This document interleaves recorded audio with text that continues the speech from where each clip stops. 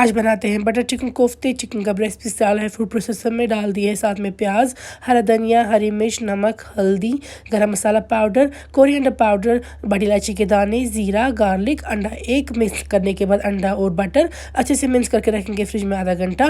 Butter डालेंगे pressure cooker में, थोड़ा तेल ऐड कर देंगे, साथ में डालेंगे हम दालचीनी और छोटी इलायची, फिर प्याज और टमाटर को फ्राई करेंगे। फिर डाल देंगे हम इसमें काजू का 1 कप। फ्राई करने के साथ इसमें हम डाल देंगे नमक, लाल मिर्च, फिर डाल देंगे सेम कोरिएंडर पाउडर और गरम मसाला, थोड़ी सी चीनी ऐड करेंगे, पानी ऐड करके 2 विसल तक कुक करेंगे। फिर इसका पेस्ट बना देंगे। मस्टर्ड ऑयल गर्म होने के बाद हम जो कोफ्ते फ्रिज में रखे थे मिक्स करके वो बना देंगे राउंड शेप में। फिर कोफ्ते फ्राई कर देंगे, पहले अब हाई हीट पे, फिर कर देंगे लो फ्लेम पे फ्राई। सारे कोफ्ते फ्राई करके रखेंगे। सेम ऑयल में हम डालेंगे बटर थोड़ी सी और टमाटर और प्याज का पेस्ट। फ्राई करने के साथ डाल देंगे लाल मिर्च और नमक, फिर कोफ्ते ऐड कर देंगे, मिक्स करेंगे अच्छे से।